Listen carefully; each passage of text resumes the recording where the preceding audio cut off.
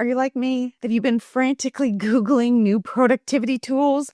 Watching Notion setup videos when you should have gone to bed 2 hours ago? Desperately searching for that one productivity system that's going to smooth everything out, keep you supremely productive, and always offer up the very best next thing for you to work on? Yeah, I get you. My journey as a productivity expert was born out of my endless search for that holy grail, that perfect plan that will make everything work. Welcome back to the channel, my productivity pals. In today's video, I'm going to share with you why you might not actually need a brand new productivity system, and then one shift in thinking that could save you hours of setup time and a lot of frustration. So here's the thing. The reality is that even the perfect task management, the perfect productivity system comes with this one universal truth. The system requires maintenance. The truth is, we all have to get the oil changed in our cars at least somewhat regularly to keep our cars on the road. In the same way, we all have to stop and catch up in our to-do systems. They need time and care to keep things heading in the right direction. You have to maintain a system so that it can maintain you. You got to give TLC to your system, or it's not going to give you any love back. Let's pause here for a moment and clarify what I mean by maintain. With your car, it means getting your oil changed, keeping air in the tires, gas in the tank, windshield wiper blades sharp, and so on. In a productivity system, I'm going to list out what I think that probably means, what maintenance is. It could mean getting a grasp on what you've committed to, having your inboxes and capture tools to a tolerable, I'll say, dull roar, getting your calendar up to date, possibly planned when you'll do the things that you've committed to, have the stuff that you don't need in front of you parked somewhere else, have reminders, alarms, ticklers that you need set, having a grasp on your delegated items and stuff that you do in concert with others, and checked in and comfortable with your recurring items, those habits and routines and recurring items that pop up on a regular schedule. So yeah, that's not a small list. But while that sounds like bad news, this video is really here to let you off the hook. If you've been telling yourself that you're super disorganized because you have to stop and update things, you can stop telling yourself that. You're not disorganized. It's the way things go. If you've been telling yourself that you chose the wrong productivity methods and systems and tools because you have to stop and update things, you can stop telling yourself that. You didn't choose wrong. It's just the way things go. Some systems, like getting things done, have the catch-up built in. They call it the weekly review. In fact, getting things done actually defines your life in 3 buckets. In Getting Things Done, GTD, they call it the threefold nature of work. So there's planned work, tasks, activities, the stuff we think productivity is about that. But also another bucket is unplanned work, tasks, and activities. And there's the third bucket, which is thinking or processing about all the stuff that's coming at you. In other words, digesting what comes at you, whatever form that comes in, whether it's a request or an email or a piece of paper mail, an idea or a thought, some inspiration, notes from a meeting, a Slack message from our boss, all of that, processing all of that is what we do. It's a third bucket in our life as we live it.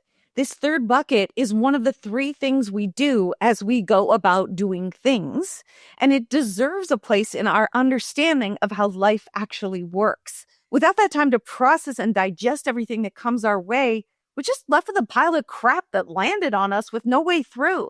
So, using the GTD-inspired weekly review session to regroup, to process all the items that came into your inbox and across your radar during the week, it can be an ideal way to catch up. But if you do it on an ad hoc, kind of as-need basis, does that make it any less valid?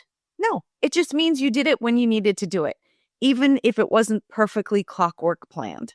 And what if you let things get past that routine maintenance level? When things are kind of far out, maybe it means you have air in the tire not enough. Like you have to have the tire's low.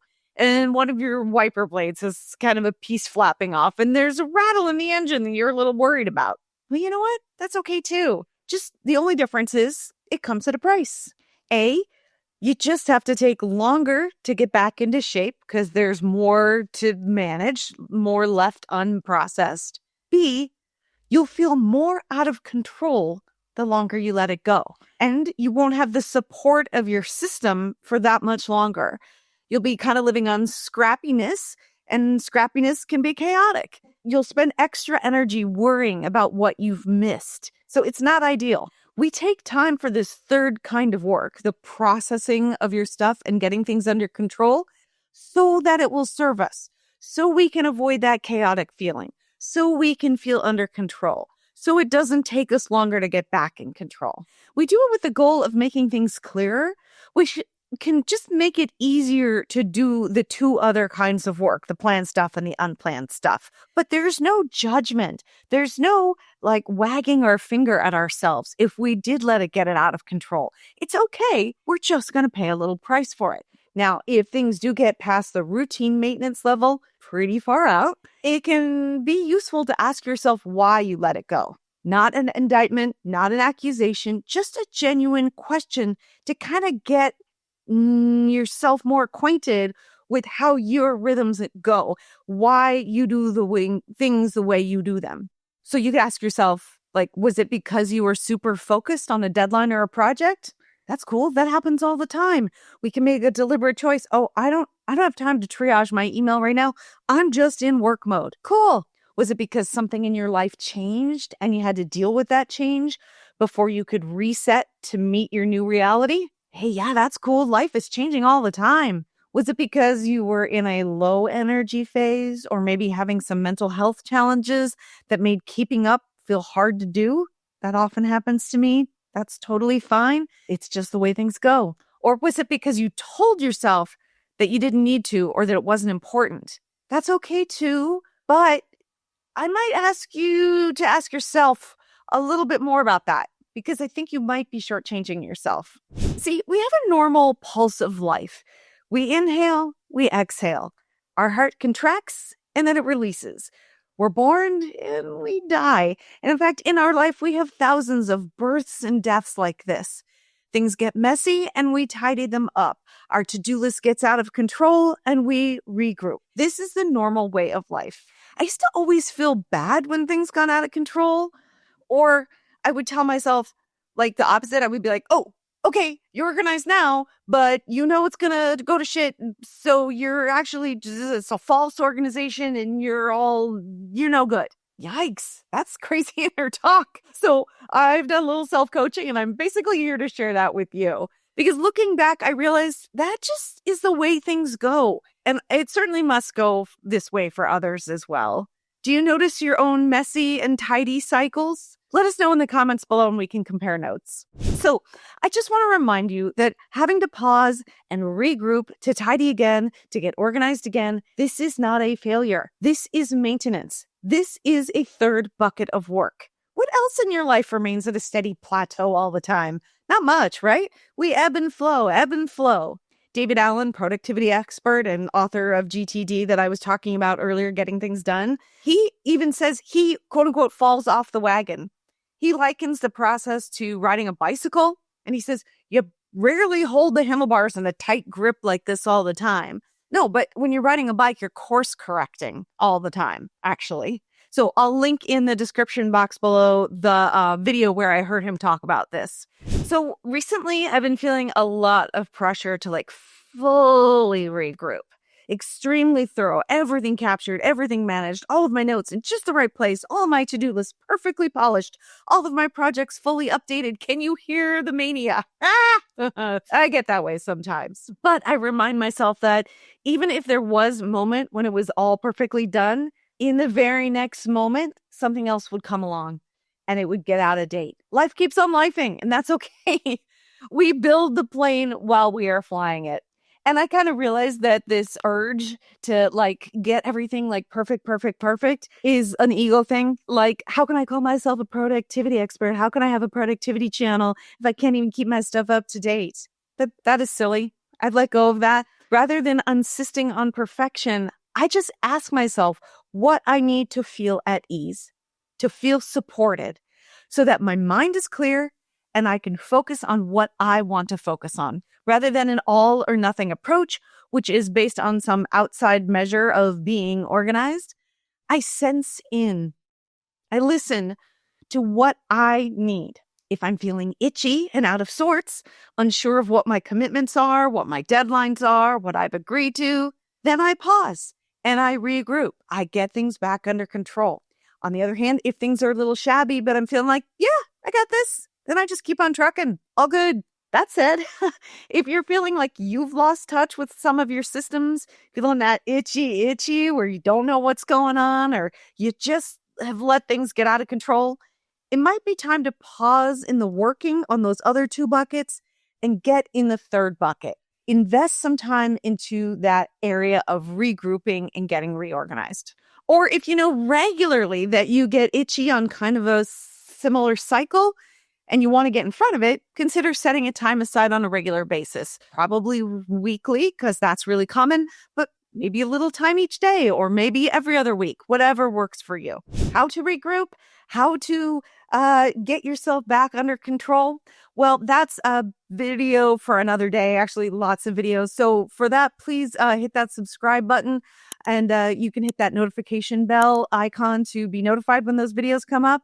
But for today, I've got some hot tips, some quick ways of thinking about it that should help you. Okay, so there's 5 tips here. Let's walk them through. First of all, catch and release.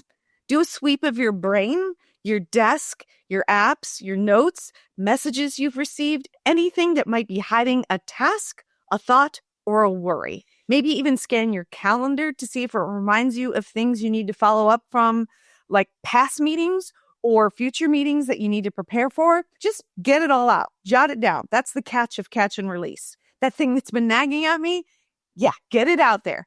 And then release. We're going to write it all down, brain dump, just get it down. You can do digital, you can do paper, doesn't matter. Just get it out of your brain and into a place, a parking spot, whatever that is. Number 2, label the blobs. Look at all that stuff you've collected and ask yourself, each item, what is it? Just real quick, is it an errand? Is it a decision that you need to make? Is it a someday idea for later? Is it a project that you need to deal with right away? Is it notes for a deliverable that you're working on? Is it an article that you want to read? So you can see we're just defining what's in front of us. Just giving things names helps you wrap your head around what's going on and what you are actually dealing with. You'll notice that it's not all the same. It's not all to-dos. Some of it is for later. Some of it's just archival. Some of it is just information. And as you get to look at each piece and just name it, then you'll get to know it. And the chaos, the noise will start to die down just a bit. Number 3, tuck it where it belongs. So here we're going to put each of the things that you've dumped down into a place where future you will know to look. Do you need to be perfect at this? No, we're just getting sorted. We're just regrouping. You can use the naming, the identification that you did in the previous step to guide you. So you can see, okay, that is an important thing that I need to do right away. Great. I'm going to put it on my calendar. Is it a next after I get the immediate stuff done? Is it go on my next to-do list? Great. Or is it something that just needs to go filed away in an archives? Or does it need to be given away for someone else to do? Do you need to delegate it? Maybe it goes on an agenda for a meeting that you're having, next week, and you're starting to develop a discussion topic list. Maybe it goes on a shopping list. In any case, you're just giving homes to these things that you've collected. Now, you do not need to set up a detailed organization system to perfectly park everything. That can probably be too daunting, but don't sweat it.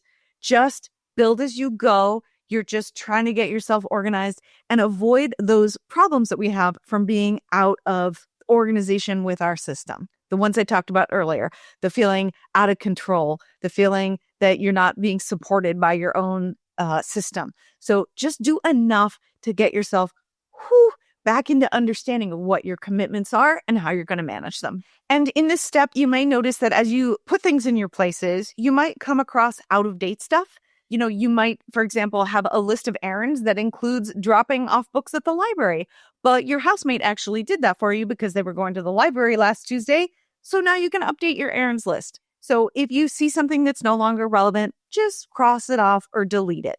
That's another way of getting your system refined, and you're doing it as you go. Okay, number 4, we're calling this pick a little, plan a little. So ask yourself what is important right now, what is nagging at you, what needs to get done and done soon. And likewise, what can totally wait. You may want to put the most urgent and important items on your calendar or otherwise carve out some time for them. And the super low priority stuff can be tucked away in a someday maybe list that you can revisit later. And the in-betweens can be sitting on your list of tasks and projects. Now, you may really see this step 4 as just a refinement of step 3, but I'm just giving you permission to just broadly look at what do I need to do now to feel under control, and what can I put away for later, and then what is kind of on deck. If you organize things in those 3 buckets, you may be able to feel under control and like you're regrouped again. And step 5 in this hot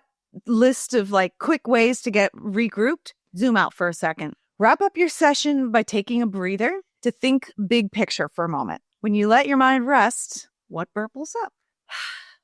Do you want to reestablish a connection to an important goal? Do you want to develop some habits and routines that will support you? Is it time to decline some offers because your newly clear mind can now see that you no longer have time for something that sounded super fun when you heard about it 3 weeks ago? So here in this step, we're just doing the big picture. We're taking a chance to shift things if you need to. Fundamentally, when getting back into shape, getting your system under control, it means that you're gathering everything that came at you, clarifying what it actually is and what you're going to do about it, and then parking it at a spot where you can find it again. So I hope I've given you permission to let the search for the perfect app or the perfect to-do system go. All of them, worst to best, they all need maintenance. So consider taking that time you would have spent binging Notion setup videos and redirecting it into getting your existing system back into shape. How does that work for you? Another reason you might be thinking your productivity system needs a change is because maybe you've lost your oomph. Are you just lacking in energy and motivation? If so, check out this video that should be hovering around here right now, where I talk about how to cultivate energy that can boost your productivity. Thank you so much for watching, my productivity pals, and I'll see you next time.